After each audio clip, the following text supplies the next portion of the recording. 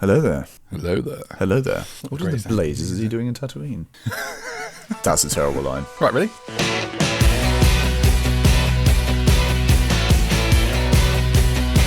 Welcome back to Season 2 of the Rewind Classic Movies podcast about 80s and 90s movies we probably saw as kids, even if we weren't old enough to fully understand the adult themes. I'm GB, and with me is my co-host, AJ. Hi, I'm indeed AJ. I am GB's co-host, and today I'm wearing a fucking tuxedo. We're both wearing the tuxedo, darling. Because Why are we wearing tuxedos? Because we're here for James Bond. James Bond. That was kind of Russian. James Bond. Oh no, that's Connery. Scott, where are we going with this? know. Got a hangover much? Well, so we did an awards thing last night. We were hosting. We went to bed at about 4 a.m. After going to the casino? Yes, and it was very Bond-like, wasn't it? It was very Bond-like. Where you had your card declined and we couldn't play any games. They didn't have any blackjack. It was a bit depressing. Yeah, I couldn't even play roulette. It was rubbish. Yeah. But how have you been anyway since season 1? Yeah, good. What have you been up to? All sorts, really. I flew to England. Here I am. Here we are in the same room. Like James Bond. Which is crazy. Travelling all over, keeping the British end up, darling. I mean, it's a shame because we normally we put so much effort into the planning of this. This one's been a bit rushed. We've just watched it. Well, the thing is, I didn't want to go off half cocked. Oh no, it's Moore, isn't it? Moore says that. Didn't want to go off half cocked. Yes, I've been working in America and I've done a few plane journeys. One journey, I watched 4 Roger Moore Bond movies. Back to back? Back to back. That's ridiculous. Where did you fly to? Miami. Oh, Miami. That's a Fort Lauderdale. How long is that then? It was like a 10-hour flight. Jesus. Yeah. So I did back-to-back Moores. Do you go business? No. No. So while I was there, I was just talking to the ladies. Good afternoon, madam. You are looking for some fun. Yeah, it was good. Yeah. Nice. Yeah, and now my next flight is going to be all the Brosnans. Because I was waiting for GoldenEye. Yeah. I thought, was Benedict Fleming there? Nice. So yeah, we're going to do GoldenEye. We've just watched it. We have, literally. Peek behind the curtain. In fact, we've just done the watch along. So if you're listening to this and you want to watch GoldenEye while we talk about it, over it, because you're some sort of weird person, feel free to watch GoldenEye and listen to us talk about it. So, directed by Martin Campbell, who would go on to make the first Daniel Craig Bond movie, Casino Royale, and released in 1995, GoldenEye cost... Do you know how much it cost? No. Do you have a guess? $132 $50 million. There we go, I have no idea. Which was the biggest budget Bond at the time. No way. Yeah. Really? Wow. It was the first 007 film in 6 years, thanks to a load of legal troubles, on the back of 5 John Glenn films. John Glenn being the director. I figured as much. The last being 1989's License to Kill with Timothy Dalton, and also, I'm going to just go into more now and then, also the first not to be produced by Cubby Broccoli, because he was having some health issues. Martin Campbell said it was made over, quotes, a very tight 18 weeks with intense planning. Wow. Quite the opposite of one that, was it Quantum of Solace, where they made it up while they were filming. 18, where it shows. Yeah. 18 weeks? Yeah. That's a tight schedule. 4, 8, 12, that's just over 4 months. That's ridiculous, considering all the places they went to and how many sets they build. And I'm not saying that was the planning, maybe that was the shooting. Yeah, but still, that's a quick shoot, considering it's a Bond film. It made a load of money at the box office. Do you want to guess how much it made? On a $50 million budget? Ooh, $158. No, $350 million. You don't let me finish, do you? I can tell you're wrong. As soon as I know you're wrong. Well, I know, but you'd let me finish. Let me make a fool of myself. It got positive reviews. Brosnan won over audiences as England's greatest spy. And it was nominated for 2 BAFTAs for sound and visual effects. How about that? Given we just watched it, we praised both of those elements. We did. Didn't we? We picked up on them. Eric Serra, Don't, no. won an award for soundtrack. It wasn't a BAFTA, it was I think it was a BMI award. Fair enough. Good, well deserved. Which is clearly I think you should have won an Oscar, to be decision. So, right, tell me about your history with the movie, why I swig a Red Bull to try and recover. Right. My history of the movie, I mean, I remember this when it came out in the cinema, and in Penzance.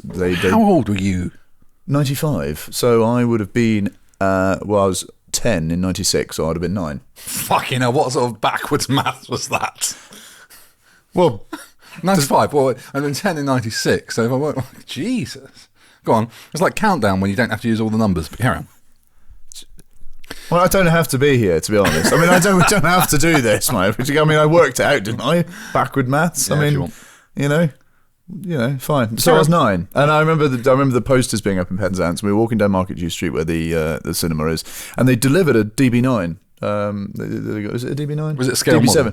model? No. It was the actual car. I remember it coming on a low loader. It was, I don't know, really low. Well, I'd hope it'd be a DB5, given that's what's in the movie. All right, DB5 there. DB something, right? There's one of the Aston Martins, the silver thing, the classic one, the ejectable seat. And they lowered that out and parked it outside the cinema for about a week. That's pretty cool for It was Penzance. very cool. Very cool. I was like, what's that all about? This is kind of cool and a bit edgy, outside the cinema. Didn't really know much about Bond at the time. I remember it being... Didn't see it at the cinema. I don't know why. I never got to go and see it at the cinema. But I did rent it from the video rental shop, the classic sort of thing, at the Co-op in Werrytown in Penzance, which is an hour's drive from our house. That was our closest video rental shop, an hour away. That's how in the sticks we lived. Well, you could just come and see me in Helston. I was, a couple of years later, I'd be running the video For us to drive to Helston, it's actually longer to drive than Penzance. We lived in Porthcurno. Oh, we had to come through Penzance to get to Helston. Yeah. So we lived really far away. Rented it. And again, a bit like The Matrix, I watched it and then immediately watched it again. It was brilliant. I remember watching it with my parents and I was just blown away. How did you feel watching with your parents the graphic, rough sex scenes? Well, I was thinking about this when we watched it just now, and I don't really remember them. And it didn't bother me. I think it totally went over my head. Might have bothered them. I'm sure it was probably a bit uncomfortable for them, but I mean, it just went over my head. I'm sure of it. I don't think I remember going, "Oh, this is a bit." Maybe I didn't. I just don't think I really knew what sex was because we didn't have the internet, so we didn't really have. I wonder if Daddy Cookson leaned over to Mummy Cookson and said, "I'd like to throw you against the wall like that later, and you can go yes." I don't think I actually want to think, and now I'm thinking of my parents doing that, and I don't. And they also listen to this podcast, so sorry, Mum and Dad, if you're listening, this is Gareth. Let him know. If you did yeah, absolutely. Did you want to throw Mum against the hot coals? Actually, don't tell me. That's how I was made. What about you? What's your history? Where did you first see this? I also didn't see it in the cinema. I would have been 13, 14. But I remember it was a huge deal. Yeah. I remember I had a book about it, like the official GoldenEye book, and had all the posters and the behind the scenes about it. And would have watched it TV, VHS, I don't know. Would it? Yeah, VHS. Did you watch it when it came on TV? When was the first time you watched it? Did you rent it? It's just been one of those things always there. And I can't remember 13 or 14. You just see whatever's given to you. Yeah. It's not like we made a positive choice to go and see it. Yeah. But remember it being epic. And it was the first Bond film where I was like, crikey, this is huge. I knew Dalton existed and Connery and Moore, but they were just things that were always there. Yeah. Even the 89, I was too young. I mean, that's the thing. I'd definitely seen James Bond before I'd watched GoldenEye. I knew it existed because it was, I don't know, they put it on at bank holidays and they put it on TV. So you watch it as a family. It's cool. It's fun, But I didn't think it's the new Bond film. I've got to see this. It wasn't that appeal. I think I was too young to really think about it as a series of films, But yeah, I knew it was a huge deal and always loved it. Yeah. It is a cool one. Yeah, absolutely. So let's talk about the start of the movie. Yeah. So it opens on this dam, and it's quiet, and there's this guy that just runs in down this dam, and he's got this rope cord around his neck, running. No music, none at all. It's just quiet for ages. Thank God, it's the best bit of the music for bit of the movie. Fuck off. Eric Serra's finest bit of the movie. We'll debate on this until the end of time. I love Eric Serra. I think it's really. We'll get to the music. Fuck's sake, right? So you got this silent bit at the beginning. You got this new Bond. You don't see his face. He's running down the down the top of this dam. Solid boot noises. Yeah. And he gets to the edge and he drops the rope, and there's that. So you hear the rope hitting or the bungee cord hitting the deck, and he's standing there and he clips into his feet and puts it on. And then he stands up, and there's this reveal, and you see the shot showing you the big exposure, and then you really get the sense of the height of the dam. Like, Christ, what's he going to do? He stands up on the edge, camera shot shows him, and he looks up, and then just jumps off, and it's quiet. Nothing, no sound, nothing, no camera goes over his head. We see it's not Pierce Brosnan. None of that. Yeah, absolutely, it's the stuntman. And this guy jumps off the thing, and bungee jumps all the way to the bottom of the dam. Gets out his little gun, piton hook, pulls him in, reels him in, and then jumps down into the little cabin, knocks out the guy, begging for pardon, forgot to knock. classic. There he is, face exposed, fantastic. Here he is, new Bond, brilliant.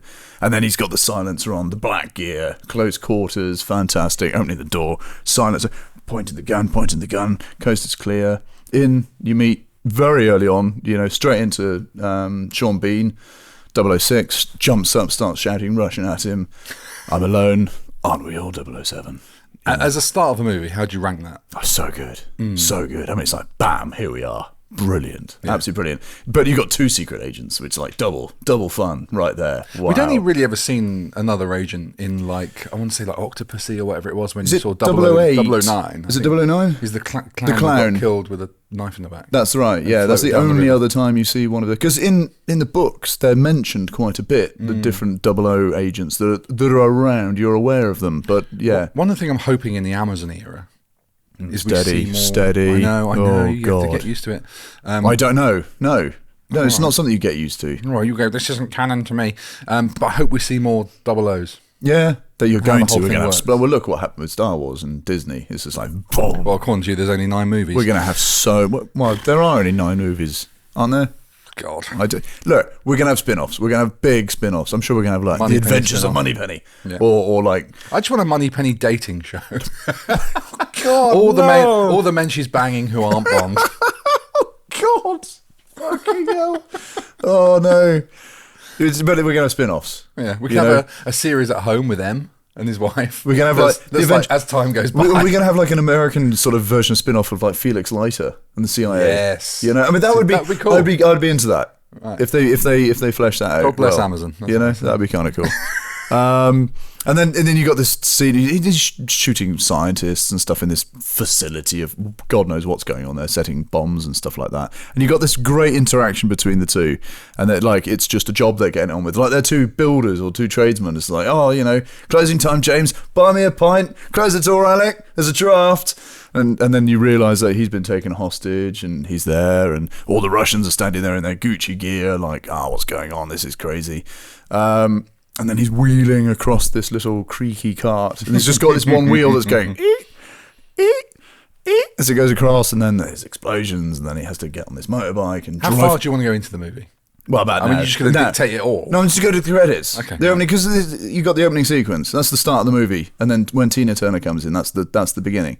Okay, right. Isn't that? So he jumps onto the plane. He jumps onto the plane. Cliff. I mean, you see him jump off the cliff, and that's a stunt. Fantastic. Driving off the end of that. What a fantastic stunt. 2 great stunts in the opening. Straight out the bat. Fantastic. It sets it up. Is it the strongest Bond opening of all time? It's a very strong Bond opening, but I do like the Bond opening of the next film as well. Tomorrow Never Dies. That's a really strong opener. Which one's that? That's also got a plane where the Russians are having that big sort of auction with all those like missiles and stuff, and that we'll talk about that later. Yeah. Anyway, that's pretty strong. No, it's very strong. Yeah, very strong. But you've got these 2 huge stunts, that have been done that you don't see so much. All right, you've got it in Mission Impossible. You've got those big stunts that are actually filmed now, and it's because it's come back round again. They've gone, we need to film these stunts and show them in real life. You've got that happening now, which is ace. So yeah, the start for me is absolutely outstanding. I think the only thing that's missing from the start is when he gets in the plane, but we're not sure he's going to survive and pull it up in time. As you then see it come back over the mountain, it needs the Bond theme tune. It does, doesn't it? It does. That is missing. Yeah. You just hear this. You see the plane. The camera just goes out of angle, and then about 2 seconds later, it goes. But as the facility blows up after 3 minutes. After he set the time as 3 minutes. Same 6 minutes I gave you, James. You see the barrel of the gun and Tina Turner. No, it doesn't do that yet. Does it not? No, it holds on to it. It's great because you've got the barrel of the gun and you've got the blowing of the facility. It's just great. It just seamlessly works. It's really good. Brosnan was popular from the get-go. Absolutely. And apparently people always wanted him instead of Dalton when Dalton took over. He looks spectacular. He looks so solid in that opening scene. Oh, sure. Yeah. Is there a better Bond intro? I mean, he nailed it. Yeah, fully. He's proper in from the first movie. Mm-hmm. Would you say Craig did it better for Casino Royale? I mean, Martin Campbell is the master of introducing Bond. I know, right? It's such a different intro, though. With the black and white and the moody, and he's explaining how he got his 00. So it's almost like Origins, because they did sort of like a a soft reboot of Bond, didn't they, when they brought Craig in, and they're explaining a little bit of the backstory about how you got your 00, you had to kill 2 people, like, how did he die? Badly. You know, he's setting up to be this cold... Was it not well? Oh, yeah, maybe. Yeah, something like that, you know. The second is much... Easier? I don't remember. I can't remember what he says. Yeah, something like that. Bond experts here. Yeah. Yeah. But let's talk about how the movie came to be. Yes. But no. You're saying, is it? Did Craig do it better? Did Brosnan do it better? They're very different styles, and I know it's the same director, but I think he had it. The producers wanted a different thing, so he had to go with that. Whereas he went with that, and I think they're 2 very different openings. I don't think you can compare those 2 completely. Yeah, true. They had their own place for sure.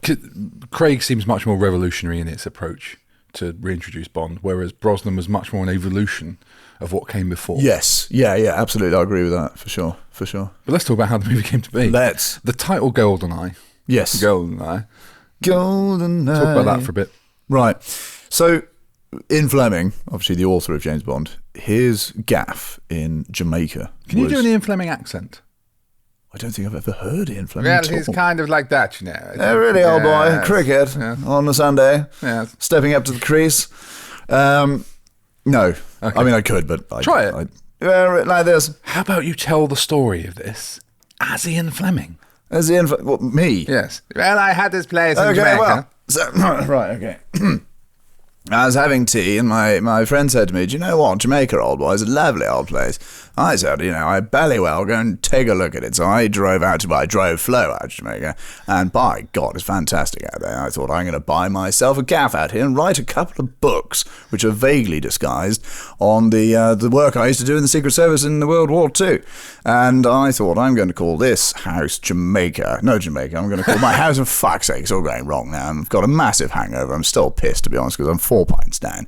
A bit like Ian Fleming. No, I need to have some cigarettes, really, to make it get going. And beat up some ladies. Really. God, all right. He used to like doing that. I got this my thing's a bit tight. Anyway, I'm going to stop doing that now. He called his house in Jamaica GoldenEye. He called his house in Jamaica GoldenEye after an operation that he authored for when he was working for the Secret Service in the Second World War. Operation GoldenEye was basically setting up a load of stuff in the Gibraltar Strait for reconnaissance, for checking out U-boats and anything that's going through the Gibraltar Straits in case the Nazis wanted to invade Gibraltar. And that was a big thing he was involved with. And he decided to call his house GoldenEye after that. So there was an Operation GoldenEye, which is very cool. And a lot of it, I've just read a sort of a biography about Ian Fleming and his exploits in the Second World War, and he was involved in an awful lot of stuff. He was one of the guys that was involved in Operation Mincemeat and the coming of that, and he was involved in a lot of stuff. And a lot of the guys that worked in those offices were just coming up with crazy harebrained schemes to deceive the enemy. And it was all basically pantomime and theatre, which is the craziest thing about it all, you know? The funny thing is, I mean, it's so linked to Fleming's address and history, but it's the first movie to not be based on anything he wrote. No, right. Yeah. Mad. But it was not meant to be a Brosnan movie. It was meant to be Dalton's third movie. Did they write this based on Dalton then? Because there was a huge gap, right, between the two. Yeah, 6 years. So, and you say there were legal troubles. I mean, what were the legal troubles? I think this goes back to the Kevin McClory Spectre. Really? Because I thought that was done. I don't think it was. I think there was some. It was because United Artists got bought by some other parent company or something like that, and there was issues over whether the rights transferred. And stuff. Yeah. So it was all messy. Yeah. But yeah, Dalton was like, it's just taking too long. I've got other things to do, I think. And maybe he'd aged by that point, because in 6 years, you know. Maybe. I mean, it's... But Brosnan was meant to take over when Dalton took over. So it was kind of what everyone wanted in the first place, just a bit delayed, because he was doing Remington Steele. I thought before Dalton, I thought Brosnan was possibly going to take on from Dalton instead of Dalton happening. I thought Brosnan was in the full running for... Unless I'm completely wrong. That's what I just said. Is it? Yes. Sorry, I wasn't. Everyone's nodding. Oh, right. Okay. We do have an audience here. Live audience. This is our first stage show. Yes. Two people in a hotel room. Oh, great. I mean, you know, I'm just not listening. So, yeah, well done. Shocking. Okay, cool. So let's talk about the casts and some of the directing. Yeah. Let's start with Martin Campbell, the director. Yeah, brilliant. He hadn't done much of note before this. Really? I looked at his credits. I mean, because that was going to be my question. What's he done before this, really? Not a lot, right? So adverts and stuff? It's sort of a bit of a career that didn't music videos seem to live up to its potential. After this, he did Zorro and Vertical Limit, if you remember that. Vertical Limit? Yeah. Oh my God. And then, of course, did Casino Royale. That's a terrible film. As a climber, sure. It's awful. So he's done 2 of the greatest Bond films, right? Yeah, absolutely. But then afterwards, again, not a lot. Like there's Edge of Darkness and the universally hated Green Lantern. He did Green Lantern? Yeah. That's got the guy that bought a football club, isn't it? Yes, Ryan Reynolds. Yeah, who and he himself takes the piss out of that film. Yeah. It was so bad. But I'll tell you what his filmography was before GoldenEye. In 1973, oh my God, he did The Sex Thief, released in the United States as Her Family Jewels. Oh my God. What? Described as a British sex comedy. So a bit like starring Biggins up the Khyber. Like what are those Carry On films? Yeah. A bit like the Carry On. Then he did 3 for All, which was a musical comedy. Right. Starring Robert Lindsay. Whoa. Richard Beckinsale. And John Le Mesurier. Ah. Yeah. Don't panic! No, it wasn't him, was it? And Harold Shipman. Written by Tudor Gates and Harold... Oh, not Champagne. Sorry. I saw Shipman. Not that Doctor. A strange Shipman. Twist of fate. That would be weird. Then he did Eskimo Nell in 1975. I've never heard of any of these films. Intimate Games, Criminal Law, Defenseless, No Escape in 1994, starring Ray Liotta, Lance Henriksen, and Ernie Hudson. And then GoldenEye. GoldenEye. How about that? Yeah, brilliant director. Pierce Brosnan. Yes. My God. I mean... We both go, he looks so young in this. He does look so young in this. But he's a great Bond. He is so good. And I love him as Bond. I just don't love the Bond movies he's in. Yeah. I think they are some of the worst Bond films. The first 2, brilliant. The rest of them... What's next? Tomorrow Never Dies. Tomorrow Never Dies. It's great. It is great. Elliot Carver. I don't have fond memories of it. Elliot Carver taking over the world, media mogul. It's very, if you watch it now, it's like, well, this is sort of what's happening now in the media. It's great. What came after that, not so great. You know, I feel for Pierce Brosnan because I think he got a bad hand. Yeah. You put him in a Casino Royale. Yes. Which again, I think that was meant to be the plan. Really? I think Casino Royale was going to be a Brosnan movie, and again, it just took too long. No way. I could be horribly wrong. Would he not have been a bit that's familiar. old at that point? Because that's what happened with Moore, isn't it? That long to Roger make, Moore just got too old for Bond, you know. I saw a thing with Brosnan where he said this was behind the scenes while they were shooting it, and he was really confident. He said, "Look, there's no ghosts of Sean, Roger, or the '60s," which I think is a good way to go. Yeah. And he said he was going to do it his own way, but there must be so much pressure. You know, you've had Connery, Moore, then everyone hated Lazenby. Yes. Dalton only did 2, and I'm not sure people particularly liked the darker direction. I loved. And then you're coming in as number 5. Yeah. So, I mean, there's a lot riding on you, especially from the people who love Connery. Yeah. I mean, everyone loves Connery, right? Yeah. And I'm not actually sold on Connery, you know. It was a product of its time, but I'm not sure I'm totally sold on it. You know, Connery? Yeah, no, really. What do you mean you're not sold on Connery as Bond? The thing is, right? I was talking to someone recently about how do you rank? Where do you rank your Bonds? It's like, I can't because they're all. No, I can't because they're all products of the right. Listen, Moore, Connery, Lazenby. No, right? Yes, Craig. Fine, rank them. Brosnan. Go on. Yeah. Rank them. It's fine. They're all products of their time and place, right? And you know, you had more, and you were talking earlier about like some of the soundtracks and some of the funk music that was going on, a product of its time in the 60s. You know, so each one has its own dynamics that's going on. Each one has its own product at the time. You can't compare. It's like comparing apples and pears. You can't do it. I can't rank my Bonds. I think that's just laziness to get involved in the conversation and use your brain. No, I'm not having that. All right, fine. I'm not having that. Dalton, like I really like Dalton's Bond because it's exactly like the Bond in the books. Did I miss Dalton off my list? Maybe. I don't know. Dalton's Bond is the Bond that's in the books, or the closest to one that's in the books, and a bit like Craig. It's darker. It's getting the job done. Absolutely. Moore was just like great, and I love Moore, but you know, it's just darling. I think you can separate the books from the movies and what's the best for the entertainment of that medium. Yeah, absolutely. But I can't rank Bonds. I can't do it. Or actors that played Bond. I can't. Okay. We'll move on then. Yeah. What do you think of Sean Bean? Brilliant. obviously. He's brilliant in everything. I can't think of a bad Sean Bean film or TV program. He's always just great. More often than not playing the villain. I just wish they hadn't spoiled his reveal in the fucking trailer. Yes. Because it's so key to the movie. Yeah, it is, actually.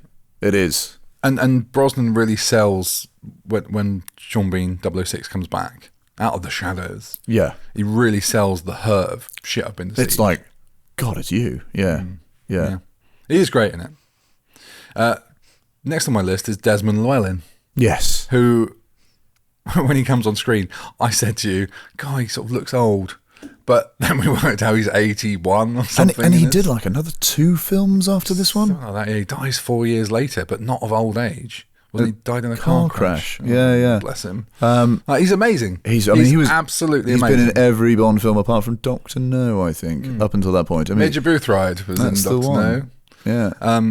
But he brings an energy in the scene that he's in. He brings He really lifts brilliant comic relief. And everyone loves the Q branch. Yeah. I mean, everyone loves the Q section of the film. Everyone waits for that bit, and it's always fun. I was wearing my Q branch pin earlier. Yeah, you were.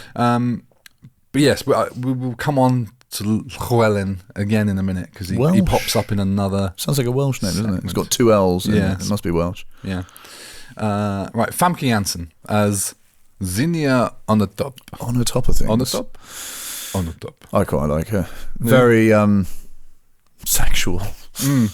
As she's mental. Yes, completely unhinged. Bond, oh my God. Bond girls or Bond villains go, she is probably up there as the most crazy. We've got to be careful using the word mental and crazy these days. I don't know what else to say. Unhinged? Unhinged. I like it. She's the most unhinged. She is. And she has the orgasms everywhere. So Rosa Klebb, right, she was a Bond girl. It's a Bond woman, hag. Well, she was, let's be fair. You know, you've always had the bad guy. You've always had the main, a Blofeld or whatever guy taking over the world, and then you've got the hench man, hench person, I suppose. No, so you've got the hench woman. So she's but there's not been loads of them, and she's a very evil hench woman. I think she plays it really well. She literally gets off on the constantly. killing. She just like orgasms while she's just spraying bullets everywhere and killing people. Christ Almighty! And now watching it, it's like, God, yeah, I watched this as a kid with my parents and didn't really think too much about it. And I think it's easy to overlook how good Famke Janssen is. Stunning. Like, she sells it. Yeah, absolutely. What do you think of her name? It's a little bit Austin Powers. It's not my favourite. Like, it's Dr. Goodhead. Dr. Goodhead is great. Pussy Galore, great. No, I was going to say a lot of vagina. It's not her. That's not. Plenty O'Toole. Yes, I know. I mean, good. On the top. On the top is a. I mean, right. So here's the thing: is on the top actually a real name, or have they just made it up? I mean, because Goodhead, all right, you could believe that would be real, but like they're very tongue in cheek. But you can imagine it's a real thing. On the top, is it? I mean, is it a name? Is it a Russian name? I don't know, but it feels a little bit. Because they instantly in with the joke, Bunny Penny at the beginning, like, I trust you'll stay on the top of things. Yeah. And it's like, oh, God, it's a bit more, isn't it? Slightly dipping into that era, I feel. I think the fact that it's with that accent. But I like it. I like the name because I like Austin Powers as well. That's what you watch Bond for, isn't it? At the end of the day, I don't want a straight action film. I do want the jokes. I just think it's a shame that you've gone to the trouble of coming up with one of these ridiculous Bond names. And when she it's not Plenty O'Toole, oh, I must be dreaming, or whatever the quip is. Here, we just get to go, Zinnia on the top. On the top? On the top. There's no funny retort. No. It's just they play it a bit more straight. And maybe. That's a bit disappointing to me. Yeah. I'm trying to think what you could say to that. Not a lot, really. I quite like the name. I think it's fun. But obviously they've done it for fun. Yeah. The other leading lady is Isabella Isabella Scorupco. That's definitely wrong, isn't it? As Natalia Simonova. Had she correct? She does correct Simonova or something. Yeah. What do you think of her? Great. Swedish actress. A friend of mine actually interviewed her. What? Years ago. Yeah. Yeah, a friend of mine, Ulrika, who's also Swedish, interviewed her years and years ago when she was in, I don't know, doing Swedish A-levels, I suppose, or something like that, when she was at high school. Interviewed her for, I think, the school newspaper or something like that. Someone else that could have put us in touch? It was a long time ago. Okay. You know, that's going back. This is before she was even in Bond, I think. Oh, okay. Or maybe around about the time she was in Bond. I like, the thing is, but typical Bond heroine, right? Her character, it's very... Is it? But as the good girl, you know, she's not the baddie. She's a Bond girl, but I find that she's a hacker. She does the computer programming, all that sort of stuff. But I do feel that she does flail around a little bit and get stuck into situations, and you know, is a bit of a liability. I find her a bit tougher than your average. Oh, fair enough. Like, I think she gets involved in the action a bit more. Okay, I don't know. I mean, that's obviously, I think, what would happen in real life, but, you know, I don't know, she was running through the archives and she's like, oh, no, I'm going to stop now and I can't, there's guns and stuff, you know, which is what you'd normally do in a normal situation, I suppose, but I just felt like, you know, I felt with a new Bond, especially with the Moneypenny at the beginning, right? You've got the Moneypenny, and she's being like, "Well, this could be cause for sexual harassment." So you've got this new sort of slightly PC reboot. I kind of might have expected a girl with a bit more. Oh, it was awkward pause. Chutzpah. I was going to say balls, but maybe not.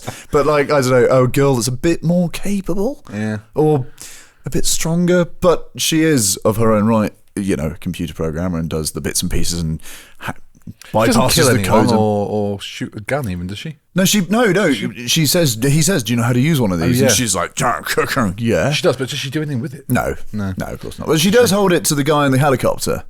Yes. She's in the helicopter at the end and she's got the gun pointed at his hand. And, you know, I like her. I like her short hair. I like her cut. The little bob, it's not this long, flowing hair. At times it looks like a wig to me, though. Yeah, I wonder if it was. I don't know. I mean, when I was 14, and those promo photos of her in when you were bikini, 14, you liked anything that was female? Or mostly Emma Bunton. Really? Yeah. Judi Dench. Yes. Oh, wow. This is her introduction. This is so good. She plays that role so well. Cold. Woman into a man's world, taking over this man's organisation full of men, and she's like, no, I'm in fucking charge. And all throughout that opening dialogue in MI6, she's constantly putting down everyone. You know, Tanner, like, the evil queen of numbers, and it's like, if I want sarcasm, I'll talk to my children. Like, oh, burn! Fantastic. Again, in the behind the scenes, she was talking about how nervous she was on set, like in the moment when they're filming it. Yeah, which was surprising because it's Judi Dench. Yeah, right. I mean, hopefully I loosen up into it tomorrow. Yeah, heavyweight classic actress, you know. As time goes by. Yeah, right. Classic. And we worked out while we were watching it that she's played M longer than Bernard Lee. Yeah. Which is crazy. Less films, more years. Yeah. So she did it for 20 years. It's amazing, isn't it? Really. Yeah, she was 95 to 2015. Hell of a legacy. But he was like 17, 18. But I like the short hair. I like the, you know, I'm getting on with shit. I'm in charge here. And then, you know, gives him a dressing down in the office. And he's like, you know, well, you should let me run with it. It's like, you don't like me, Bond. And I don't care, quite frankly. You think, is that your Judi Dench? Well, yeah. Come on, do it better than that. How? I don't know. But I don't like you, Bond. I don't like you, Bond. No, I can't. No, I don't like you, Bond. Oh dear, that's more Bernard Lee. Oh God. Well, I can't just do Judi Dench. Can you do then? Stop this. Can you do Coming? Well, I can regularly. Can you do Judi Dench? Fucking hell! God, my parents listen to this. Alan, can you do Alan Coming? I could do Alan Coming. Do we see Alan Coming? I am coming. I am Invincible. I like Alan Coming a lot. Why wouldn't you change your name? Why would you want to? I mean, I don't know why he didn't go on to be a porn star with a name like that, you know? Oh, God. So, Alan Cumming is brilliant. He... Fucking stop it. Alan... Just don't say his first name and it'll be fine. Alan, just say, Alan, Al. Just say the same thing without his first name. Alan. he did a great BBC film. It was a Christmas film with Lenny Henry called Bernard and the Genie, which I always remember watching every Christmas as a kid. We had it on VHS. And then he was in this, and I was like, hey, that's that guy. And it's just brilliant. I like the nerdy computer hacker that he plays, and the fact he's a Scottish actor playing with a Russian accent. But I think the accent's great. You know, I mean, during the film, we said that all the Russians are talking in English to each other. I would prefer to see it in the original Russian, and then have subtitles. But obviously, you know, Alan coming everywhere is... Alan is a Scottish actor, so obviously he can't speak... Well, I don't know. Maybe he can speak Russian, but, you know, it would be a bit weird. But I like his accent, and I like his character. This kind of nerdy guy with his glasses, and he's not very good at fighting at all, but he can hack people. And he calls the Americans slugheads. Oh, I hate that. Oh, really? I think that's really cool. I think that's better so not next time, slugheads. Nah. Like, it's just a shit. That's one of those things for me. If there's a weakness in this film, it's such a shit insult, itself. and I like that. It's like why didn't they get Bond just saying like cowabunga or something? Like it's just such a dated insult for me. But I think it's a Russian. They've just come out of communism, so they're learning about these Americanisms, and they've got this insult, and it's a very like, oh, that's insulting, slugheads. It's not at all insulting. So they've just, if you think about it, is it not insulting? Slughead? Yeah, but it's not really. It's not like, you know, well, you're a that's insulting. I think I've got to put a different label on this now. What label do you have on that? I don't know, adult content or something. Well, we do, don't we? I mean, we always swear. Well, we don't normally do the C word. Well, that's next level. is it? Yeah. All right. Well, you wanker. Do you reckon Northern for that? You wanker. That turned into Sean Bean. Hey, fucking hell. Hey, give him a fucking slap. So the cinematography then. Yes, cinematography. We both remarked while watching it from the off, this is a beautiful movie. So good. And it shocked me how beautiful it is. And actually the parallels between this and Casino Royale are quite strong. Very Obviously, much so. Same director, same cinematographer. And that cinematographer is Phil Meheau. How do you pronounce that? Meheaux. Well, you don't pronounce the X, right? Meheau. It's probably, I don't know, it's French, isn't it? Phil Mayo. That'll do. Simon. Yeah. This, like, it looks vintage. There's some real classic Bond-looking shots. The lighting is incredible. There's a brilliant bit when he's on the boat, the Manticore, and he's walking down, and the sun is coming through the blinds, and you've got the shadows on the blinds on his face, and it's just great. Bits like when he's in the tank and the lights across his eyes. They're in the interrogation cell, and the shot's looking to the windows, and it's blowing out the shot a little bit, and then she sits down on the table, but it's illuminating her face, but Bond's still in the dark. She's the one talking, so the subject matter is her. He's there in the shadows. It's just really nicely set up, really nice, and but not over the top. Phil M would come back for Casino Royale, so that makes sense. Yeah. Really strong. Yeah. But it happens so much that directors work with cinematographers. I mean, they go hand in hand together, you know, so much. And did Roger Deakins do a Bond? He scored, Skyfall. Yeah. I mean, it's so beautiful. Which Skyfall. It is a beautiful movie, but and so many people don't like it, but I love it visually. I mean, you know, anything Roger Deakins does is golden. I think Skyfall is fairly universally liked. It is liked, but some people don't really like it all that much. If you have a look at I love Deakins, but I think at times it's more Deakins than Bond. Ooh, hot take. Ooh. Anyway, there's some shots in there we go, that's a bit Blade Runner. Oh, yeah. You know? Yeah. Another great Which you don't like at all. You can rewind that to the very first episode of season 1, if you want to hear that. The miniatures, especially in the snow and stuff, are great. You don't think they're miniatures at all. They are done so unbelievably well. And they're done unbelievably well by Derek Meddings, who has a tribute at the end of this because he died in memory of before it came out. Yeah. Sad. But it's brilliant. I wonder what he did before that, because he must be good at doing models if he's making models that look like in a Bond film. Yeah, I'd imagine he's pretty decent. Yeah. I wonder what he was doing before this. But like things like the snow. Mm-hmm. That's not snow. Shocker. Foam? It's cat litter and flour. No way. Yeah. That's brilliant. Where you got all the satellites and stuff. Yeah. Fantastic. Brilliant. And you know the Russian MiGs? Yes. They are 1/7 scale. Right. 9 feet long. I don't know how long a real MiG is. Well, it's 7 times that size, I suppose. 9 foot long. So I'm I'm 6. Well, they're 6 feet wide. The wingspan is 6 feet. So I'm 6'3". So that's so they're big old fucking units. They are big old planes, right? They're like a big human. Yeah. And they've all got two 15cc engines on them.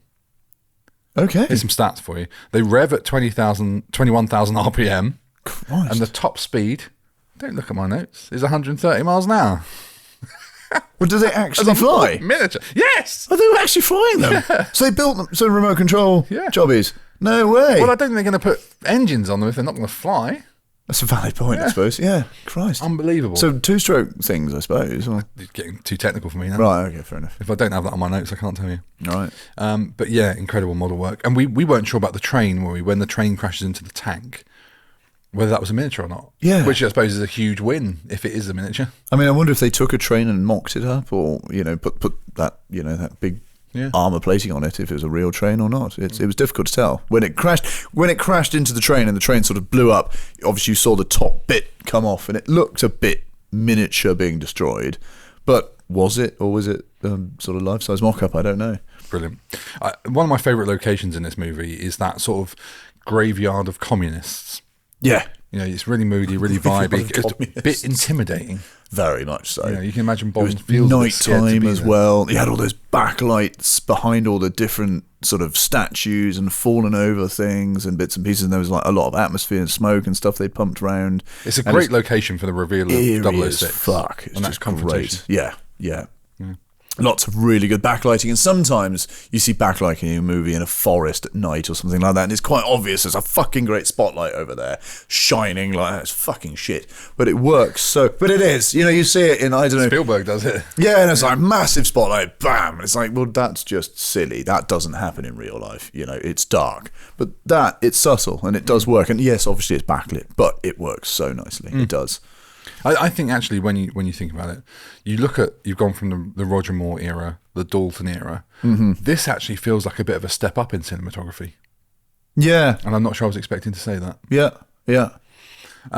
Anything else you want to say on visuals and stuff before we move on? No. Good. Because we're moving on to the tricky area of music and sound effects. Well, it's not tricky at all. Let's start where we agree.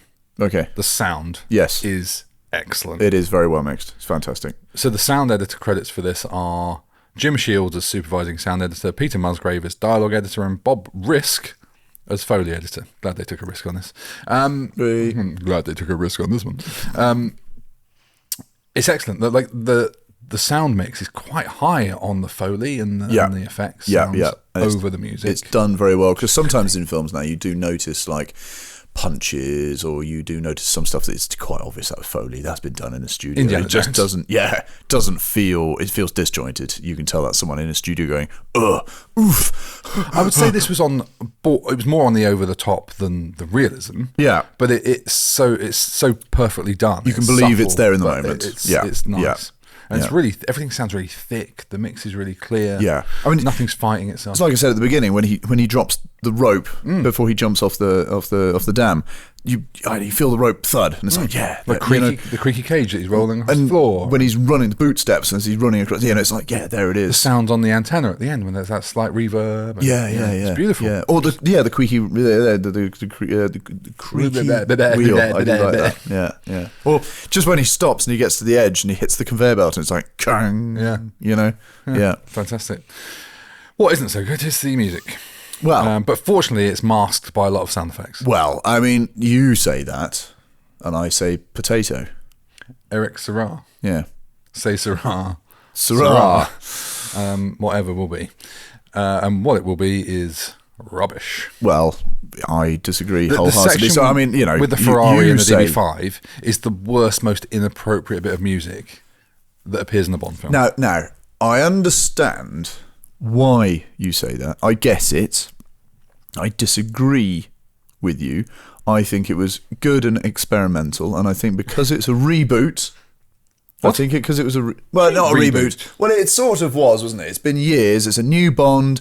They're doing the new, the whole thing about sexual harassment. It's a new sort of era, right? It's a new era. Computers are a thing. Emails are a thing. There's this new thing that's happening, right? And I know that you've got this weird soundtrack that's happening, but I do like it. Are you pulling it up? I'm trying to put. This is an example of just how bad. Let me hear. There it is. Bow wow. I enjoy a spirited ride as much as the next girl.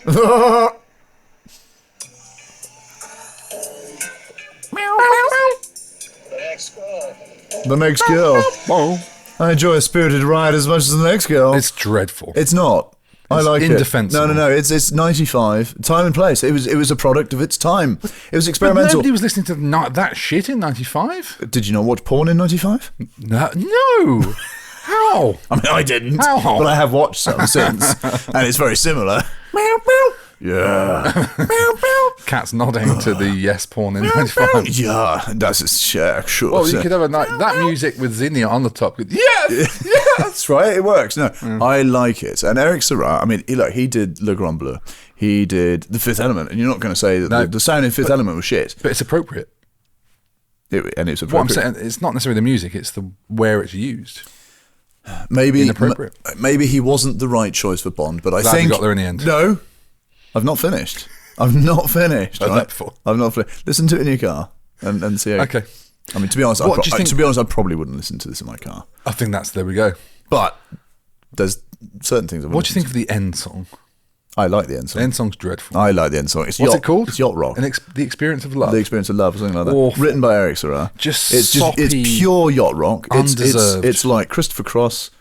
It makes me want to go out and buy a polyester suit. It's what you want from a Bond film, isn't it? Go on a yacht in the 80s, drinking a pina colada and dancing in the rain, Moonlight, making love at midnight in the dunes of the Cape. Let's talk about something that I think we're going to agree on. Go on. Tina Turner. Yes. Bum bum bum bum. No reflection on GoldenEye, down his weakness. If he don't kiss, to bring him to his knees. That's great. I love it. Watched you from the shadows as a child. Until today, I had no idea that it was written by Bono and The Edge from U2. What's his actual name, though? I mean, who calls himself the fucking Edge? I mean, I tell you what, let's put some delay and reverb on the guitar and just play single notes, shall we? It's a great song. And this was around the time that... it's about the only good thing that U2 have written, I think. Well, remember the Batman Hot Forever? Take. Batman Forever? Yeah. They did Hold Me, Thrill Me, Kiss Me, Kill Me. No. Which is a great track. I didn't know that. Yeah. Another movie song. I don't know the track. It's really good. Okay. But yeah, so I think they did a demo. I want to try and get that up at some point. I was going to say, have they played it as U2? I don't know. That would be quite cool if they play it. Oh, here we go. Right. I'm pulling up the demo. Right. Whoa, hello.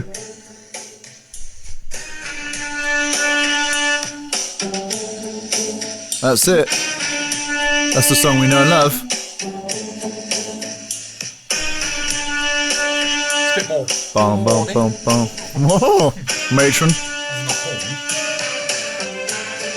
bit more movement. Oh, no. Does he sing at any point?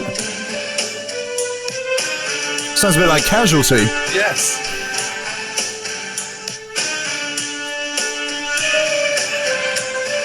Come on, Bono. That's Casualty right there. That's Casualty. GoldenEye, I found his weakness. Why is he not singing? He'll come in. He's coming.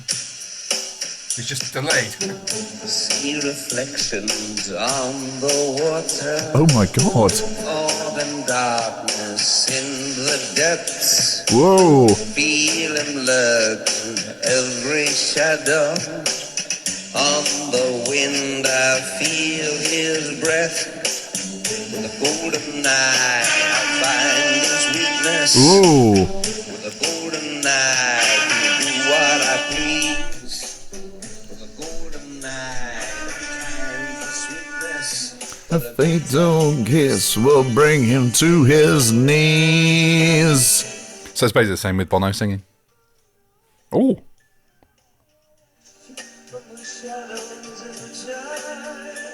That's a bit Bowie. Yeah. What's that? Do you know what's about? really sad? That Bowie's never done a Bond song. I think that's a sad thing. I think that's a good thing. God, I'm not a big Bowie fan. But I'm not a big Bowie fan. But I think Bowie would have done a good one. Yeah, maybe. What is it? It's quite funny because we're both musicians, right? We're both into music, and but we disagree quite a lot on music, don't we? Power we just of the babe. I mean, that's a great song. Father of the Bond. What is it about watching from the shadows of the child? Watching you from the shadows as a child. That's not in the movie anywhere. No, it is because he took. No, that's. Well, I think it's referring to his parents, who are Leanne's Cossacks, who get murdered because he watched them get murdered. Because there's another song I want to show you. Talking of Bond songs, have you listened to? Because there's Radiohead have done an unreleased Bond. They were approached to film a Bond track. A few artists have been approached to make a Bond track. They've made one, and it didn't get accepted, and they've released it anyway and said this was a track which we were approached to do as Bond. And actually, they're fucking brilliant. I've got one for you. Oh yeah, check this out.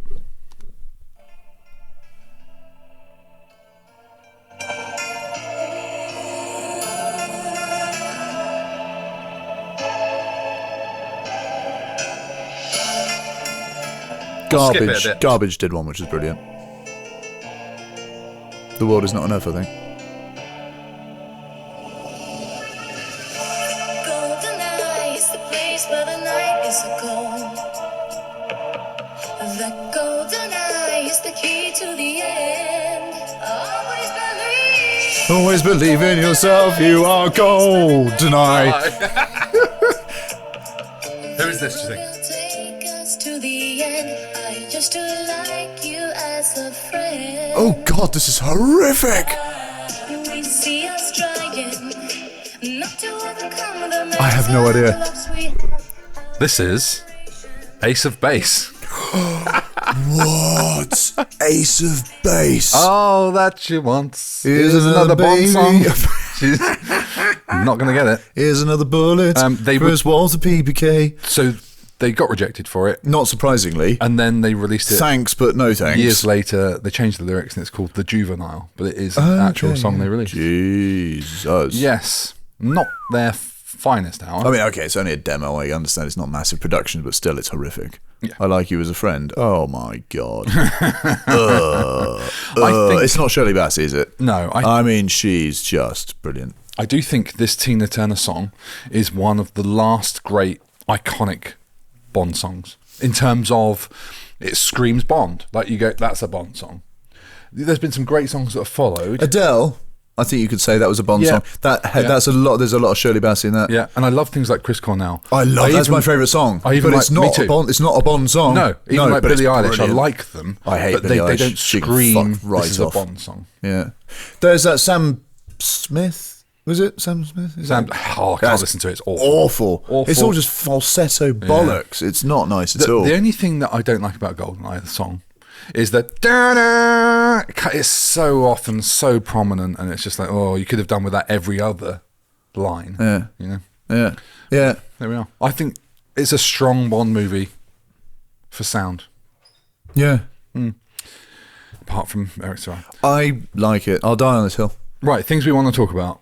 Well, Eric Serra. It's not. We've talked about him enough. I think so. You get the section where you do have the whole Bond thing, right? You got the stunt at the beginning, the plane bit, and then whatever else happens, and then we cut for the first time to different characters, and we've got what's her name? Romanova? No, that's not her. The other woman. Natalia sorry. Head of Space Division. No, not Level 2 programmer. Yeah, and Alan Cumming. Yes. And shortly. It just feels like a different movie. Yeah. Like, you wouldn't get that segment in Casino Royale now. Are you talking about when they cut to the base and these computer programs and going about their daily jobs? Tapping on his keyboard and he's like, I will break your code. Spec them. Yeah. It just doesn't fit for me. No? They are right in front of you and open very large doors. Yeah. It's a bit weird. But I don't know though. You say it doesn't fit. Okay, so you've had the Bond, you've had the Monte Carlo, you've had the had classic Bond happening, right? Yeah. But now it's just dudes doing their day job. in Russia, computer programming. Why not? Because I think it cuts to the office and like there's people doing their jobs. The bits before this, you could put in almost any other Bond film of any other era. This, you go, that's 1995. Shit computer graphics, over the top, slightly camp characters. But look at the computer graphics on the underwater navigation systems on The Rock. You know, they were crap. I'm talking about The Rock. Because it was a secret James Bond movie. Yeah, you're right, yeah. Fucking hell, man. Yeah. Do you see? But even though the computer graphics can be shit, I think in this one, really, they weren't realistic. They've milked it. And instead of doing realistic 95 computer graphics, they've gone, well, we'll have like a little cartoony version of Alan Cumming. Do you realise you got very Spinal Tap then?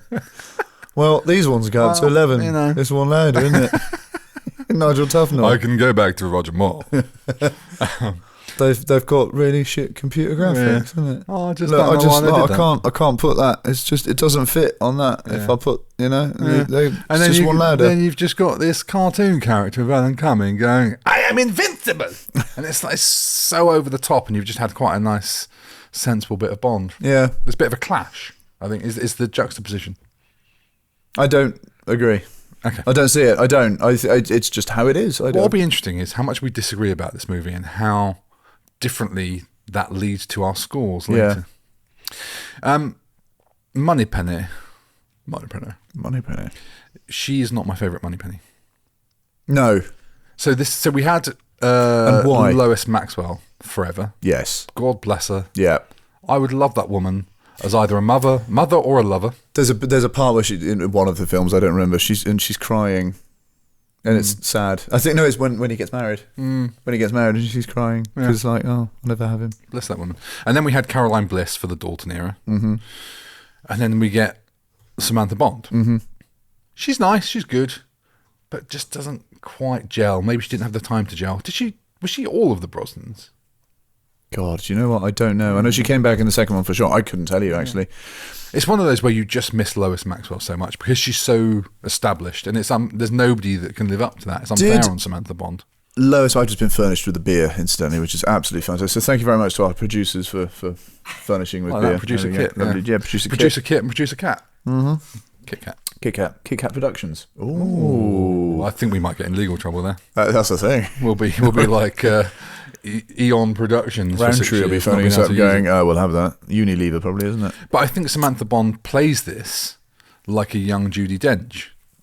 You take their two characters in this and they've got that slight coldness that's almost a bit one-dimensional. Maybe. I don't know. I like the interaction that they have, and she says that could be constituted as sexual harassment, and then she says you'll have to make good on all your innuendos. And so Bond says innuendo. He doesn't. No. For those of you that haven't seen the film yet, yes, I know. And then we get the brilliant bit where we go to Q Branch. Yes, and there's all sorts of silly stuff going on. So much in the background. Guy in the phone box gets blasted by what is that? What do you call that? A blow up bag? I guess it's like a massive airbag in the telephone. He picks up the telephone and suddenly there's airbag. And then later on you see that must have been fun filming it as well. You see him being wheeled past later on in the background, just pushing him off. And it's all a bit Naked Gun, which is brilliant. Very and this much. is the weird thing, right? Is it you can't put a Naked Gun segment in a Bond movie, and it should clash like we were saying earlier with the earlier segment, but it works for some reason. It does, and everyone loves that comic relief. And I wonder if Desmond Llewellyn is part of the reason it works so well, because he plays it quite straight, yes, because it's very much like Naked Gun. Leslie Nielsen plays it dead straight. That's it. And I think some of these characters are a bit too over the top. Yeah. And Desmond Llewellyn gives us one of my favourite lines, which I'll come to on in a bit. Brilliant. I'm not going to spoil it now. Brilliant. I think you can probably guess what it is. Yeah, I do know exactly what it is. Do you want to do one? Yeah, why not? He's the big tank chase, which is great through, I think Prague, not St. Petersburg. And the tank's driving around and they're doing the chase and drives through the Perrier truck and all that stuff. And there's fucking police everywhere. Then they turn up at the train, and then all of a sudden Bond also turns up at the train. No one's chasing him anymore.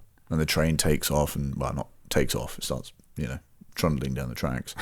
Tank takes off, and then all of a sudden, Bond's managed to get a fucking great big tank ahead of the train through the Russian countryside without police chasing him in front of the train to a tunnel, so he can try and derail the train. That's like all right, plot holes, whatever. It's a Bond film. I don't care. However, that's a bit. I'm sorry, what? And there's another bit that just doesn't do it for me, and it's funny because my mum picked up on it on the first time I watched it, and it's always stayed with me. And any time you see it in a film now, I see it all the time.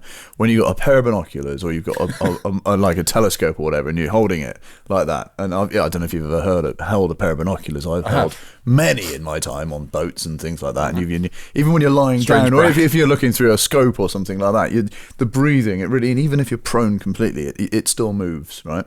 He's standing on a harbour side. He might even just be using one hand, and it's still. And he zooms in quite a lot, and it's just still. I was like, no, but it is Q-branch technology. With image stabilising. Yeah, exactly. Yes, it's on a gimbal. Not just image stabilising, it has the clock on it as well when he looks through it, which is ridiculous. And it says it's like transmitting. Yeah, it's like, someone's gone, look, we need to put some display on this. We'll put a clock in. God, it is ridiculous, but there's Bond. It is Bond. I mean, that's the thing, right? I mean, with every film, we always pick holes in it here and there, but it's like, it's Bond, so it's cool. That tank scene you talked about, it's great, but it does go on too long for me. Yeah. It just feels like you keep cutting back to shots of Oromov and thingy in the back, looking back. Constantly drinking. Yeah, and it goes on and on. And they move. Use the bumper. Yeah. That's what it's for. Was that a Scottish guy? Was that Scottish, was it? Yeah. Was that Scottish? Yes, that's universal. Yeah. 9, use it now, it's German. 9? Fuck. Dimitri, use the bumper. That's what it's for. There we go. Yeah. Although it wasn't Robbie Coltrane. There we go. We didn't talk about Robbie Coltrane in the cast. No, I was going to talk to him about him later. Fine. The production of that, they started off in Prague or wherever it was on location, and some of the locals didn't realise what was going on, and they were sort of horrified by some of the destruction, not realising they'd replaced a lot of the actual railings and things with like foam railings for destruction purposes. And then they moved it back to the studio in England. But like the Perrier product placement is stupid. And then you have that ridiculous flying horse statue thing that ends up on the top of the tank. That is stupid. The weight of that surely would have just stopped I feel like that's a heavy piece of artwork. There's just no way it would end up like that. No. But again, of course, it's just silly. It's Bond, right? At least it's not the car doing. True. But again, I feel like you wouldn't get that in Casino Royale now. No, but it was a time and place. It was time and place. Famke Janssen's stunt double, Funky Janssen, was a Gladiator contender. So the TV show Gladiators, which in 1994 was won by Eunice Huthart, a northern lass. Then she went into stunt work and she was Famke Janssen's stunt double. So all that stuff is a British Gladiator contender. Wow. And then after that, this is interesting, she did The Fifth Element, Titanic, The Avengers, The Wolfman. When she said she did The Wolfman, I hope it didn't mean wolf. Tomb Raider series. She doubled for Angelina Jolie in Salt. And she was also a stunt coordinator for V for Vendetta, which I love. That is a great film. Alice in Wonderland, Pan, and also Star Wars movie, The Rise of Skywalker. That's Agent Smith, isn't it? I forget his name. The actor in V for Vendetta. What? Australian guy. Hugo Weaving? That's the one. Is he Australian? Yeah, okay. Very much so. Oh. He's in Priscilla, Queen in the Desert. Oh, okay. Yeah. So I love her little story. That's nice. That is. That's amazing. One more from you? Yeah. At the end, they're all running around on the satellite dish and they're doing the thing. And I know it catches fire and, there's grease and bits and pieces like that. It fucking explodes. Why does it catch fire? I don't know, because it's overheated. In fairness, the motors, if a motor overheats, they've usually got relays that cut them off, but this one doesn't. So it catches fire and there's grease and bits and pieces. And it all catch fire. It blows up and the whole thing comes crashing down. what the fuck are they storing up there? Like explosive barrels? How do you get those explosive barrels up those narrow runways? You know, so I understand it has to come down. If it didn't explode, it wouldn't fall down. It wouldn't kill off Sean Bean. I didn't really question it until today. And the thing is, he survived that massive fall. He did. I mean, I know he was like a bit broken. He was like, but still alive. My God, his head would be smashed in. And that antenna ended up through his mouth. Yes. Thank God he opened it to scream I know. before it hit him. I know. But just the whole thing blowing up and then falling down? No, I'm not. I really love that lair. That's good Bond villain lair for me. That's classic volcano lair, isn't it? It's evolution of the volcano lair for the 90s. Yeah. Works really well. The way it comes out of the water. Well, it doesn't come out of the water. Well, the water goes away. Drains, yeah. But there's that reverse shot. Oh, ridiculous. Where the water's actually, the water's obviously coming out. They're pumping it out, and they've had to reverse it, so it's coming back in. It's so obvious. I say ridiculous, but it's not the worst crime in the movie, is it? No. That's Eric Serra. Well, it's not though, is it, really? But yeah, it's very reminiscent of the older movies, which I thought was great. A lot of this movie was reminiscent of 70s Bond, I would say, at times. Yeah. Even earlier, maybe. Right, okay. Just doubling back on Eric Serra, right? Okay. Aw. No, you touched on Blade Runner earlier. Now, you'd say that Vangelis did an interesting track for Blade Runner? Yeah. And great. it fit? Yeah. Experimental? Sure. Yeah. I think experimental isn't wrong. It's where it goes and when and why and how. There we go. You wouldn't put Blade Runner soundtrack to Bond, would you? I mean, you wouldn't. You've got me there. Right. Yeah, I mean, all right. Yeah, I have dug my own hole with that one. This is my favourite moment ever. I'm just going to watch you grimace for a moment. No, you have got me there. You have yeah. Let's move on, shall we? Yeah, let's edit that out. Yeah. So, what do you think of the end of the movie? So, why don't you talk us through the end of the movie? From after where? he gets it in the gob. Oh, after he gets in the gob. Yeah. Oh well, yeah. Then she's got the helicopter guy. He jumps. He needlessly he's jumps. so in. Well, he has to jump because it blows up. I mean, if he had so. do you know what? Well, yeah, but you don't know that because Yeah. I would have just climbed back up the fucking ladder and then What fallen they to should my have done death was because it's show blown it up. starting to blow up, and he's like, "Shit, I've got to jump." I mean, that'd be good motivation. Yeah, that's the thing. It's like, oh my God, shit, quickly jump. But he just jumps, but he's really buggered at this point. I mean, he's got hurty everything. I mean, he's been in fights and I'm just going to jump onto the railing of this helicopter. And she kicked him in the shins earlier. Yeah, I know. Yeah. God, so he's quite broken. Yeah, he's still got enough strength to jump onto the side of a helicopter. I wouldn't do that. No way. I mean, you do stupid shit all the time. I do stupid shit all the time.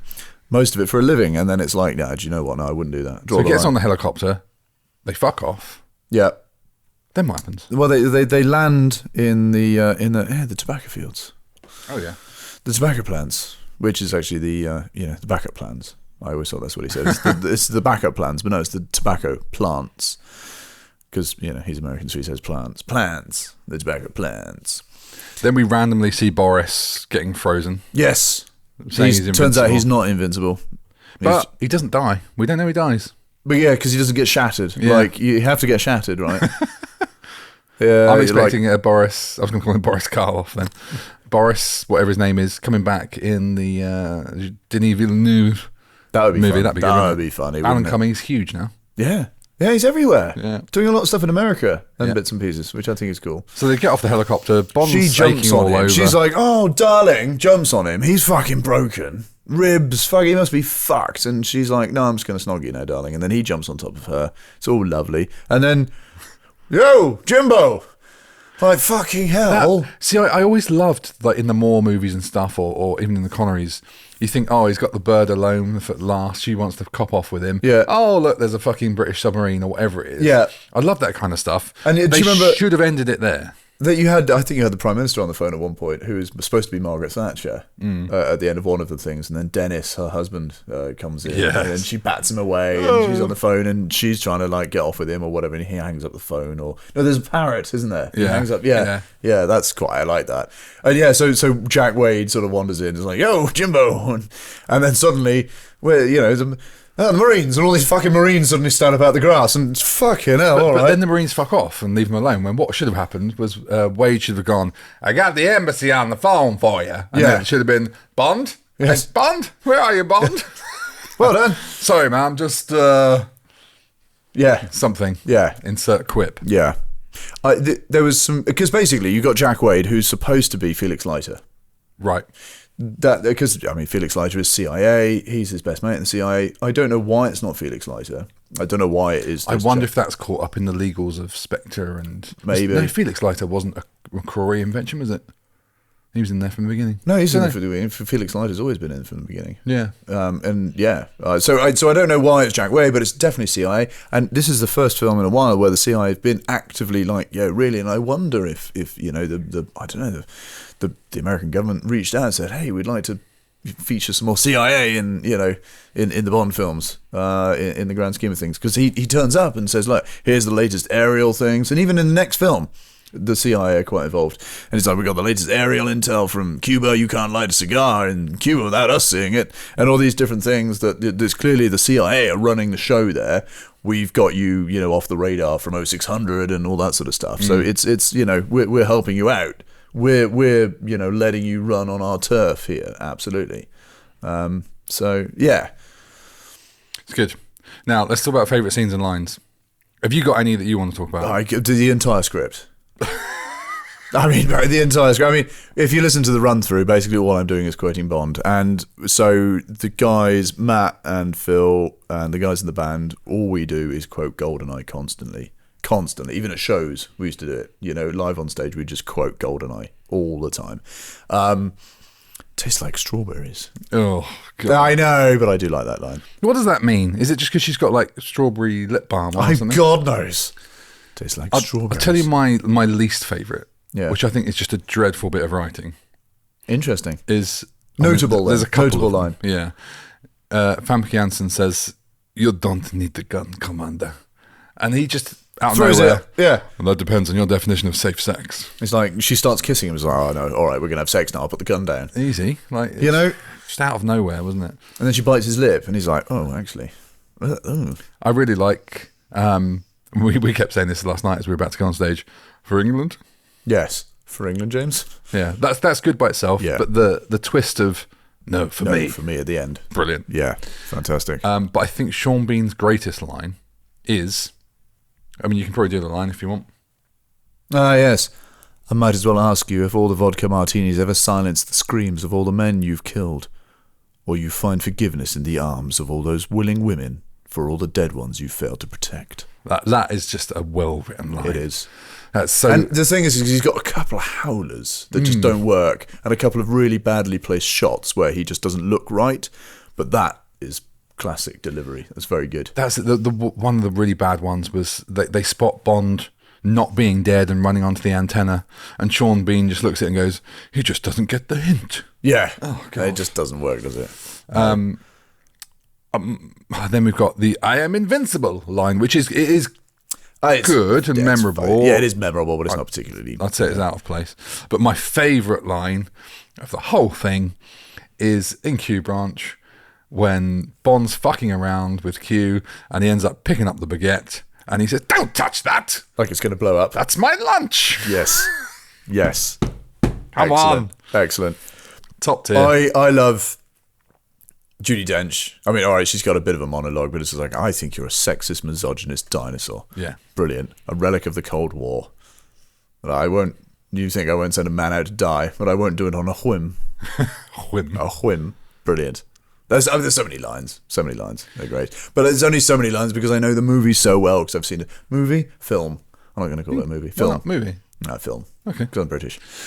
British end up, darling. There's so many lines because I've seen it so many times.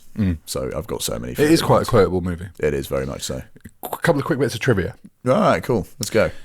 Crash. Whoa. Yeah. During tests, filming tests, Bond's Aston and the Ferrari, in that very early scene, crashed in the mountains. Bang, bang, bang, bang. Oh, the bit with the awful music. Bang, bang. And there's footage of it, like the filming test. They're online. Of it going around the corner and the Ferrari spins as it comes off of the gravel. Is that the bit where you sit going round in the circles? Yeah. No, not that bit. Oh, okay. It's just before that. So it's as she sort of cuts him off at the beginning. Okay, yeah. As it comes off that gravel, the Ferrari spins yeah. round. And the DB5 tries to avoid it, but ultimately sort of just swerves into the side of it and they make quite decent contact. And that had to be repaired overnight, ready for the shoot the next day. Can you imagine going up for DB5 and a Ferrari? Going to have to fix these now. Does anyone body shop in Monte Carlo? And then soon after that, the shot where they're chasing and they're about to go in the tunnel, I think the Ferrari again crashed into the wall entrance. Couldn't they just get another Ferrari? I mean, surely they must have had a bit of a deal with Ferrari, but they could just we just need another one. But they wrote off a camera that was attached to the Ferrari in that bit as well. Oh, fucking hell. And this is an interesting bit I saw in the behind the scenes, is I think it's the opening scene, or it might be in the library archive bit, I can't remember. But Bond basically sort of comes around the corner with his Walter PPK, fires off a few shots, they call cut, and Pierce Brosnan just takes out some earplugs. And it's just like, you don't notice at all, but it makes you wonder how much of the movie, they're doing that sort of stuff with earplugs in. Which it seems weird. They're only using blanks and stuff, but they must be fucking loud. Yeah. It's just a weird thing, Bond wearing earplugs. Yeah. Well, there's a film I did where we had a live. It was blanks, but it was a live gun, and it was fucking loud. And we had to fire it a few times to get the shot. Yeah, and it was like, this is it's quite loud. I've done this a few times now, and it was it was 7:00 in the evening. It was dark. It was in the middle of nowhere.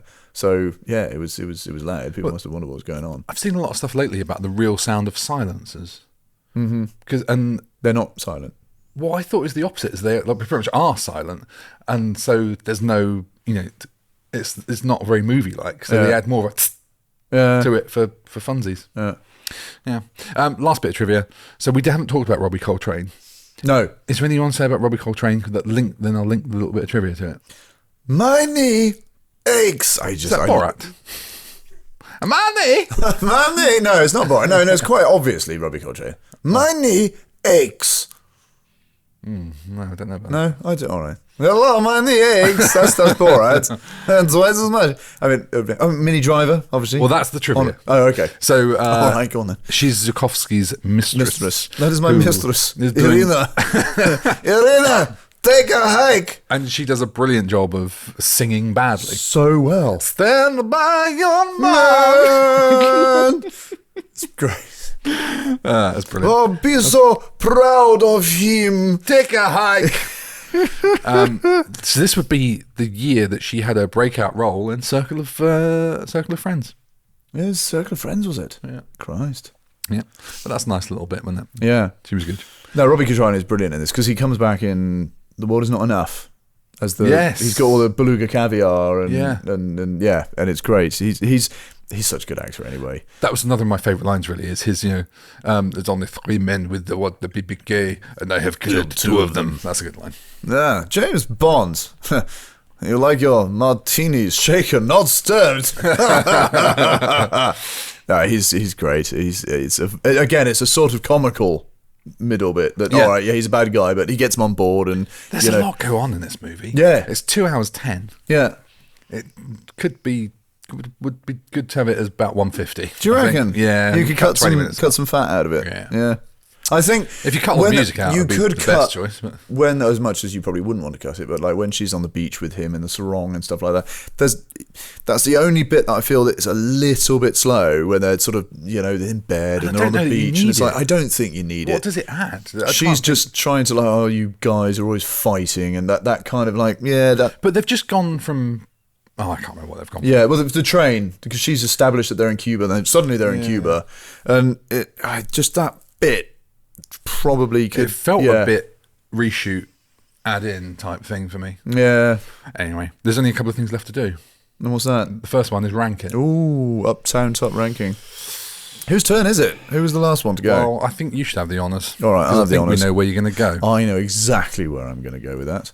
Which is a line that Moneypenny says to Bond when he gives her a cigar case. She says, "I know exactly where I'm going to put that," and puts it in the bin. You put it in the bin? She puts it in the bin. I'm not going to put this in the bin. I am certainly not going to give it B. Strange entry or a point. C. I'm not going to give it an A. Oh.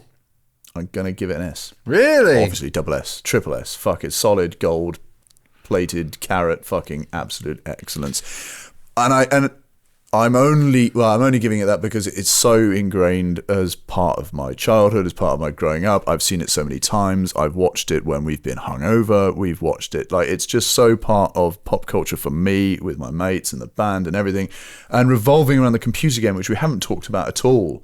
But it's the sort of thing that would come up in a fast forward. Yeah, absolutely. I love playing the computer game. So it was all part and parcel of a big part of my childhood, this film. So I can't give it anything other than an S. I fucking love it. Okay. It's got its issues. It's got its, well, you don't like the music, whatever. But I think it's fantastic. But again, I think it's fantastic because it was the right place for me, and it's just one of my favourite films. I wasn't sure what I was going to give it, but I was thinking I was probably going to give it an A. But I've changed my mind now. Whoa. Yeah. No way. Yeah. You're downgrading? Going to a B. Fuck. Only because. Holy fuck. Right. No. Is it? No. Is it up there with the best Bond films of all time? Fucking hell, who are you? That's genuinely. You can't put all the Bond films as like S tier or A tier. Man, if you went in with B, I'd like you more, but you can't go, I was going to give it an S, and now I'm giving it a B. No, I was never going to give it S. A, I was going to give it. No, you said S. I meant A. All right, well, still. You can't open with that, and then, but actually I'm going to give it a B. No, fucking I just hell's bells. I think when you say there's like a Casino Royale or there's a Live and Let Die, they're S tier kind of movies. Are they? Yeah. Right? And then you go, well, then there's some A Live and Let movies. Die, S tier. I love it, Live and Let Die. I mean, it's good. Fucking brilliant. But I mean, he takes someone's virginity just so she can't see to the fucking future anymore. It's selfish. It's one of Bond's most selfish moments. He's holding all the lovers' cards. I mean, it's not very nice. Is it? That's not S tier, is it? Solitaire, dear. Yeah, it's B for me because I just think there are better Bond movies. By far. Yeah. And all right. If you're going to give the S, well, then what are you going to give Bond movies that you think are better? Yeah. No, I give you that. There are better. So you're going to downgrade it to an A? No, not at all. No, it's an S because it holds a special place in my heart. Sure, and I think and I can't be, I mean... But we did say... Yeah, part of the ranking is would you listen to the soundtrack in your car, and you wouldn't. Well, I might. So Eric Serra has sort of cost it. No, but that's to do with the soundtrack. That's soundtrack. That's soundtrack alone. The thing is, I'm not being objective about this at all. I'm giving this an S because I'm totally subjective. I love it. It's not the best film in the world. There are better films, and if I'd just seen it for the first time, I probably wouldn't give it an S. But it's so and it's so ingrained in me. Last thing to do. Our Patreons read some comments from our Patreons. Anything. Yes. Well, we got a Patreon here. I mean, should we, considering we got a Patreon here, she's vigorously shaking her head, which means no. Well, we'll read her comments for her. All right. We'll start with, I'll read Simon's first of all. Nope. You're also going to have to find a way to sort of edit Cats before you read it out. Oh, is it like 3 pages long? Yeah, it's too long. So Simon says this was his first Bond in the cinema, which is about right for our age group. And so for me, Brosnan is my Bond. Not sure about that. This film still holds up as much as any Bond can to a more enlightened modern audience, and really zips along nicely. Bless you. Bless you. Great baddies, great henchmen, great gadgets, and a charisma machine as our brackets sort of hero. Can't reasonably rank it S. Reasonable. I like that. All right, He's thought about it. All right, Simon, well done. Not sure any Brosnan Bond could be. I agree with you, Simon. Ooh. And if I'm being objective, it's a solid B. Man. He knows what he's talking about. Simon, mate, you're on the money. How about that? Oh, but I'm not because I love it, so it's an A all day long for me. Right, there we go. See, that's the thing. I mean, this is exactly what we just said. He's put, it is invincible. And this happens all the time with these guys. I mean, it's so true. We talk about this, and then they say these things, and it's basically what we've said. If I'm being objective, it's a B. I think we have to break that as a B. Yeah, and I've just said, I mean, I'm being totally subjective about it. Right, if you want to read, you can read there from there with your supervision, can't you? So, Kat, or Bryn. No, you read Kat. All right. Kat says, who's literally sat there but doesn't want to read it out, so I'm going to read it out on her behalf. It's lovely that she could join us, actually, who's one of our Patreons. It's not my favourite Bond, well, for fuck's sake. It's not my favourite Bond film, but watching it today reminded me that it's definitely up there in my list of Bond films. Sean Bean as Alec Trevelyan. He feels like a real equal to Bond, and the 006 backstory gives their rivalry more weight. He plays the role with the right mix of charm and menace. Judi Dench's first scene as M still stands out, especially when she calls Bond a sexist and misogynist, and makes it clear she will send them off to get killed if she has to. It is a small moment, but it sets a new tone for her in the films that followed. Xena Onatopp is as over the top as I remembered. Very nice. And it's still one of the most memorable henchwomen. She's up there with Grace Jones for me. Yes, Grace Jones, right. That was quite interesting, wasn't it? That was quite interracial when that happened. Brosnan is as Bond as Brosnan. Oh dear, go again. All right. Brosnan as Bond is great. It's almost like, and the winners are fucking hell. I've been talking too much the last 24 hours. I do feel he and Sean are let down by some of the dialogue, though, especially as the film goes on. I'd definitely rank this as A tier. Yeah. It is a tier, and that tier is B. Bryn says, in pitting him against the traitorous Trevelyan, they added emotional depth to the mission by giving him a personal score to settle. That was one of the highlights of the movie for me. Yes. If perhaps even a little bit underused, because he's at the beginning and he's at the end. Yes. And he's not in the middle, which is fine. But he says, and Mr. Bean as the antagonist. Now that would be a Bond movie. Bond versus Mr. Bean. What a crossover. Well, he did do Johnny English. Yeah. He played the part to perfection. I can't say Natalia Simonova was a particularly memorable character, but the same couldn't be said for Xenia Onatopp. Talk about really defining what it means to have a crush on someone. Oh, hey. She really did enjoy a good squeeze. Then again, maybe 007 deserved to be finished off that way. Ooh. Given his history of unsavoury bedroom activities. Indeed. I missed John Barry, whose scores brought added drama and even beauty to the previous films.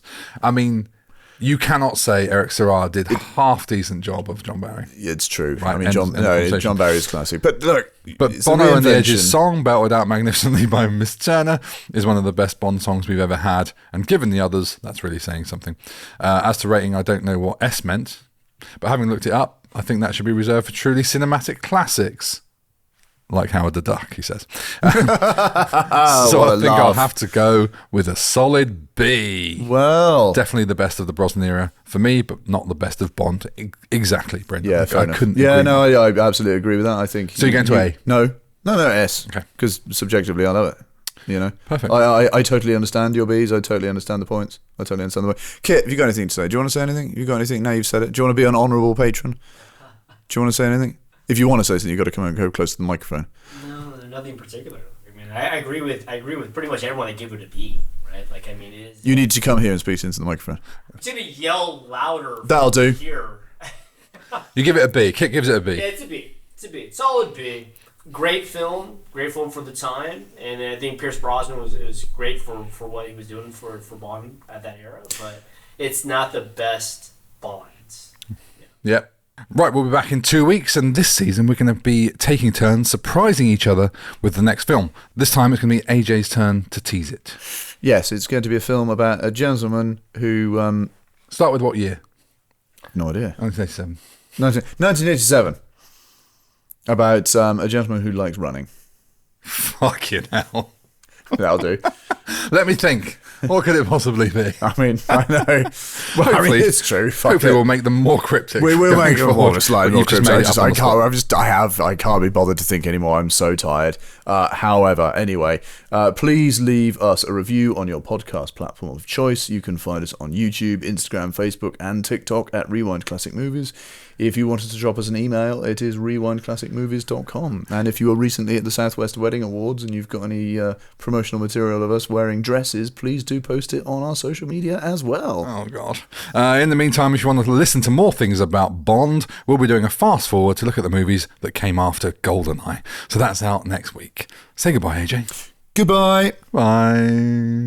Dun, dun, dun, dun, dun, dun.